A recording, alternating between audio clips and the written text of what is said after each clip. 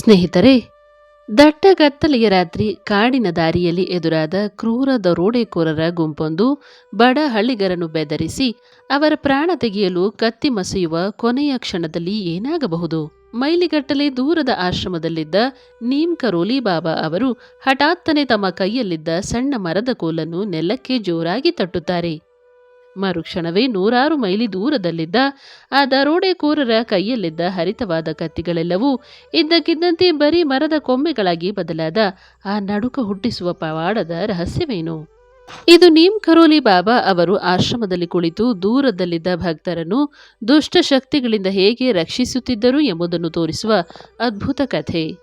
ಒಮ್ಮೆ ಉತ್ತರ ಪ್ರದೇಶದ ಹಳ್ಳಿಯೊಂದರ ಬಡ ಭಕ್ತರು ತಡರಾತ್ರಿ ಪಟ್ಟಣದಿಂದ ಹಳ್ಳಿಗೆ ಮರಳುವಾಗ ದಾರಿಯ ಮಧ್ಯದ ದಟ್ಟ ಕಾಡಿನಲ್ಲಿ ಕ್ರೂರ ದರೋಡೆಕೋರರ ಗುಂಪಿಗೆ ಸಿಲುಕಿಕೊಂಡರು.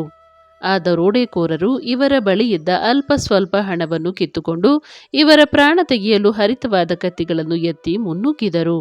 ಸಾವು ಕಣ್ಣ ಮುಂದೆ ಕಂಡಾಗ ಆ ಹಳ್ಳಿಗರು ಕಣ್ಣು ಮುಚ್ಚಿ ಜೋರಾಗಿ ಕೂಗಿದರು, ಮಹಾರಾಜ್ಜಿ, ನಮ್ಮನ್ನು ನೀವೇ ಕಾಪಾಡಬೇಕು. ಅದೇ ಸಮಯದಲ್ಲಿ ಮೈಲಿಗಟ್ಟಲೆ ದೂರದಲ್ಲಿದ್ದ ಕೈಂಚಿ ಧಾಮ್ ಆಶ್ರಮದಲ್ಲಿ ಕುಳಿತಿದ್ದ ನೀಮ್ ಕರೋಲಿ ಬಾಬಾ ಅವರು ಹಠಾತ್ತನೆ ಎದ್ದು ನಿಂತು ತಮ್ಮ ಕೈಯಲ್ಲಿದ್ದ ಸಣ್ಣ ಮರದ ಕೋಲನ್ನು ನೆಲಕ್ಕೆ ಅತ್ಯಂತ ಜೋರಾಗಿ ಒಮ್ಮೆ ತಟ್ಟಿದರು. ನಂತರ ಆ ಕಾಡಿನ ದಿಕ್ಕಿಗೆ ತಿರುಗಿ ಗಂಭೀರ ಧ್ವನಿಯಲ್ಲಿ ಹೇಳಿದರು, ಅವರು ನಿರಪರಾಧಿಗಳು, ಅವರ ಮೇಲೆ ಶಸ್ತ್ರ ಎತ್ತಬೇಡಿ. ನಿಮ್ಮ ಕೈಯಲ್ಲಿ ಇರುವುದು ಕತ್ತಿಯಲ್ಲ, ಬರೀ ಒಣಮರ. ಇದ್ದ ಕಾಡಿನಲ್ಲಿ ಇಡೀ ಜಗತ್ತೇ ಬೆಚ್ಚಿ ಬೀಳುವ ಪವಾಡ ನಡೆದಿತ್ತು.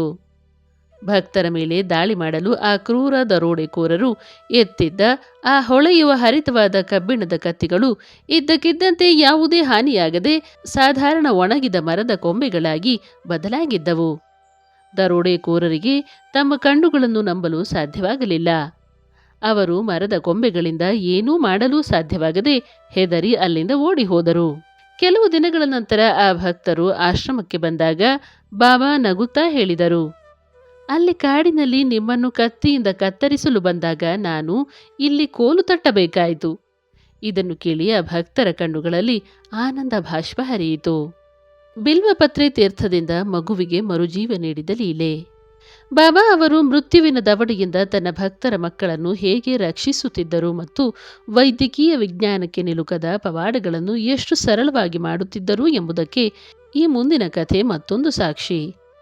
ಒಮ್ಮೆ ಉತ್ತರಾಖಂಡದ ಹಳ್ಳಿಯೊಂದರ ಬಡ ಭಕ್ತನ 8 ವರ್ಷದ ಮಗನಿಗೆ ತೀವ್ರವಾದ ಮೆದುಳಿನ ರಕ್ತಸ್ರಾವ ಆಗಿ ಮಗು ಸಂಪೂರ್ಣವಾಗಿ ಪ್ರಜ್ಞೆ ಕಳೆದುಕೊಂಡಿತ್ತು. ದೊಡ್ಡ ಆಸ್ಪತ್ರೆಯ ವೈದ್ಯರು ಎಲ್ಲ ಸ್ಕ್ಯಾನಿಂಗ್ಗಳನ್ನು ಮಾಡಿ ಇನ್ನೂ ಈ ಮಗುವಿನ ಮಿದುಳಿನಲ್ಲಿ ರಕ್ತ ಹೆಪ್ಪುಗಟ್ಟಿದೆ, ಇವನು ಬದುಕುವುದು ಅಸಾಧ್ಯ ಎಂದು ಕೈ ಚೆಲ್ಲಿದ್ದರು. ತಂದೆ ತಾಯಿ ಮಗುವನ್ನು ಹಿಡಿದು ಕಣ್ಣೀರು ಹಾಕುತ್ತಾ ಮೈಲಿಗಟ್ಟಲೆ ದೂರದಲ್ಲಿದ್ದ ಬಾಬಾರನ್ನು ಮನಸ್ಸಿನಲ್ಲೇ ನೆನೆದು ಅಳುತ್ತಿದ್ದರು. ಅದೇ ಸಮಯದಲ್ಲಿ ಕೈಂಚಿ ಧಾಮ್ ಆಶ್ರಮದಲ್ಲಿ ಕುಳಿತಿದ್ದ ನೀಮ್ ಕರೋಲಿ ಬಾಬಾ ಅವರು ಹಠಾತ್ತನೆ ತಮ್ಮ ಮಂಚದಿಂದ ಎದ್ದು ಪಕ್ಕದಲ್ಲಿದ್ದ ಶಿವನ ದೇವಸ್ಥಾನದ ಹತ್ತಿರ ಹೋದರು. ಅವರು ಅಲ್ಲಿ ಶಿವನ ಪೀಠದ ಮೇಲಿದ್ದ ಒಂದು ಸಣ್ಣ ಒಣಗಿದ ಬಿಲ್ವಪತ್ರೆಯನ್ನು ತೆಗೆದುಕೊಂಡು ಅದನ್ನು ಆಶ್ರಮದ ನೀರಿನ ಪಾತ್ರೆಯಲ್ಲಿ ಅದ್ದಿ ಆ ಬಿಲ್ವಪತ್ರೆ ತೀರ್ಥದ ನೀರನ್ನು ಆಸ್ಪತ್ರೆಯ ದಿಕ್ಕಿಗೆ ಚಿಮುಕಿಸಿ ಹೇಳಿದರು, ಹೋಗು, ಈ ತೀರ್ಥದಲ್ಲಿ ಮಹಾದೇವನ ಸಂಜೀವಿನಿ ಶಕ್ತಿ ಇದೆ. ನಿನ್ನ ಮಿದುಳಿನ ರಕ್ತಸ್ರಾವವೆಲ್ಲ ಮುಗಿದು ಹೋಯಿತು, ಕಣ್ಣು ಬಿಡು. ನಂಬಲಾಗದ ಸಂಗತಿ ಎಂದರೆ ಬಾಬಾ ಇಲ್ಲಿ ಆಶ್ರಮದಲ್ಲಿ ಬಿಲ್ವಪತ್ರೆ ತೀರ್ಥದ ನೀರನ್ನು ಚಿಮುಕಿಸಿದ ಅದೇ ಕ್ಷಣದಲ್ಲಿ ಅಲ್ಲಿ 100 ಮೈಲಿ ದೂರದ ಆಸ್ಪತ್ರೆಯಲ್ಲಿದ್ದ ಮಗುವಿನ ದೇಹದಲ್ಲಿದ್ದ ಭೀಕರ ಕಾಯಿಲೆ ಸಂಪೂರ್ಣವಾಗಿ ಮಾಯವಾಯಿತು. ಹೆಪ್ಪುಗಟ್ಟಿದ್ದ ರಕ್ತವೆಲ್ಲ ತಾನಾಗಿಯೇ ಕರಗಿ ಹೋಯಿತು.